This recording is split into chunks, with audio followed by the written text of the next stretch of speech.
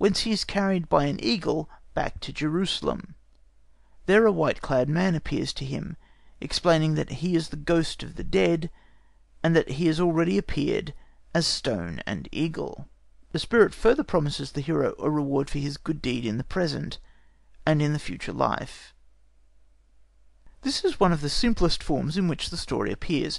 It is generally found compounded with some other similar tale, but the main facts are that the man buries a corpse, found on the seashore, from philanthropic motives.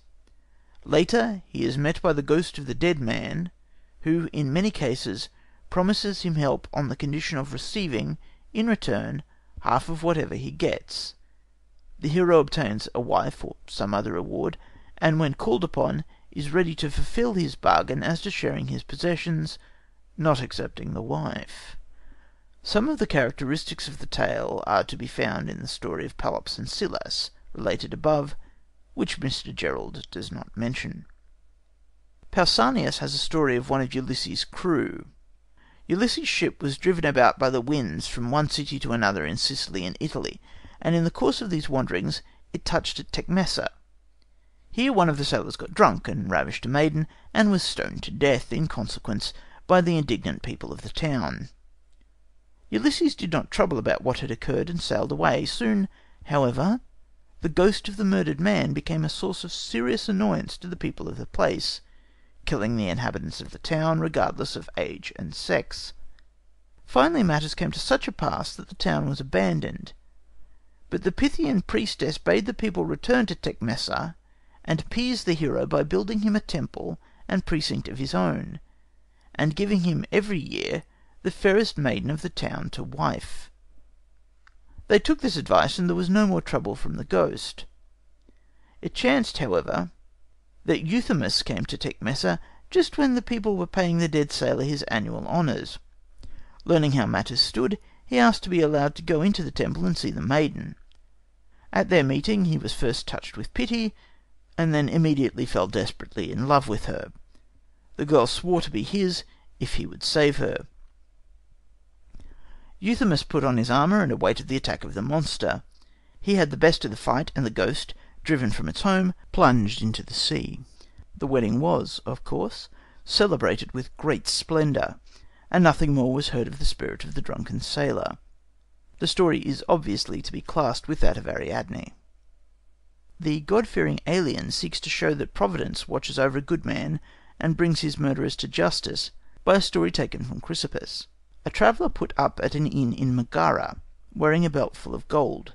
The innkeeper discovered that he had the money about him, and murdered him at night, having arranged to carry his body outside the gates in a dung cart. But meanwhile the murdered man appeared to a citizen of the town, and told him what had happened. The man was impressed by the vision. Investigations were made, and the murderer was caught exactly where the ghost had indicated, and was duly punished.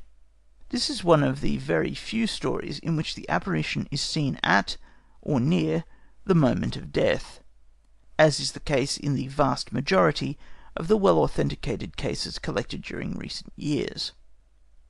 Aristeas of Proconnesus, a man of high birth, died quite suddenly in a fulling establishment in his native town. The owner locked the building and went to inform his relatives, when a man from Cyzicus, hearing the news, denied it, saying that Aristeas had met him on the way thither, and talked to him, and when the relatives came, prepared to remove the body, they found no Aristeas, either alive or dead. Altogether he seems to have been a remarkable person.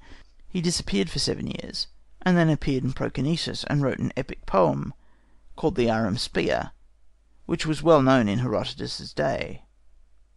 240 years later he was seen again, this time at Metapontum, and bade the citizens build a shrine to Apollo, and near it erect a statue to himself, as Apollo would come to them alone of the Italian Greeks, and he would be seen following in the form of a raven. The townsmen were troubled at the apparition, and consulted the Delphic oracle, which confirmed all Aristeas had said, and Apollo received his temple, and Aristeas his statue in the marketplace. Apollonius tells virtually the same story, except that in his version Aristeas was seen giving a lesson in literature by a number of persons in Sicily, at the very hour he died in Proconnesus. He says that Aristeas appeared at intervals for a number of years after his death. The elder Pliny also speaks of Aristeas, saying that at Proconnesus his soul was seen to leave his body in the form of a raven, though he regards the tale as, in all probability, a fabrication. The doctor in Lucian's Philopseudus, chapter 26, declares that he knew a man who rose from the dead 20 days after he was buried, and that he attended him after his resurrection. But when asked to give how it was that the body did not decompose or the man die of hunger, he has no answer to give. Dio Cassius describes how when Nero wished to cut a canal through the Isthmus of Corinth, blood spurted up in front of those who first touched the earth, groans and cries were heard, and a number of ghosts appeared. Not till Nero took a pickaxe and began to work himself to encourage the men was any real progress made. Pliny quotes an interesting account from Herotimus of Clazomenae of a man whose soul was in the habit of leaving his body and wandering abroad, as was proved by the fact that he would often describe events which had happened at a distance and could only be known to an actual eyewitness. His body, meanwhile, lay like that of a man in a trance or half dead. One day, however, some enemies of his took the body, while in this state, and burnt it, thus, to use Pliny's phrase, leaving the soul no sheath to which it could return. No one can help being struck by the bald and meagre character of these stories as a whole. They possess few of the qualities we expect to find in a good modern ghost story. None of them can equal in pathetic beauty many of those found in Meyer's Human Personality. Take, for example, the story of the lady who was waked in the night by the sound of moaning and sobbing, as of someone in great distress of mind. Finding nothing in her room, she went and looked out of the landing window, and there, on the grass, was a very beautiful young girl, in a kneeling posture before a soldier, in a general's uniform, clasping her hands together, and entreating for pardon, but, alas, he only waved her away from him. The story proved to be true. The youngest daughter of the old and distinguished family to which the house had belonged had had an illegitimate child. Her parents and relations refused to have anything more to do with her, and she died broken-hearted. The lady who relates the story saw the features so clearly on this occasion that she afterwards recognised the soldier's portrait some 6 months later, when calling at a friend's house, and exclaimed, "Why, look, there is the general," as soon as she noticed it. One really beautiful ghost story has, however, come down to us. Phlegon of Tralles was a freedman of the Emperor Hadrian. His work is not of great merit. The following is a favourable specimen of his stories. A monstrous child was born in Aetolia, after the death of its father, Polycrates. At a public meeting, where it was proposed to do away with it, the father suddenly appeared, and begged that the child might be given to him. An attempt was made to seize the father, but he snatched up the child, tore it to pieces, and devoured all but the head.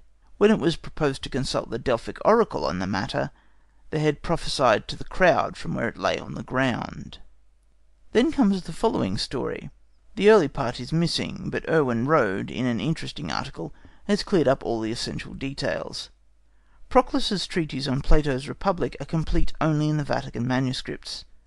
Of these May only published fragments, but an English theologian, Alexander Morus, took notes from the manuscript when it was in Florence, and quoted from it in a commentary on the Epistle to the Hebrews.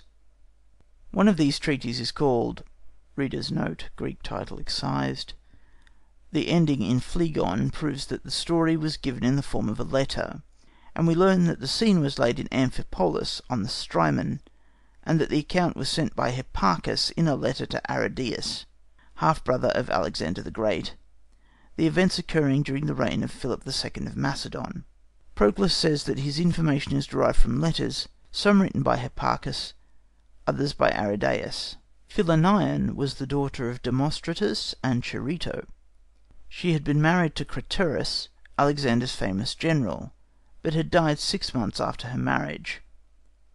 As we learn that she was desperately in love with Machates, a foreign friend from Pella, who had come to see Demostratus, the misery of her position may possibly have caused her death, but her love conquered death itself, and she returned to life again 6 months after she had died.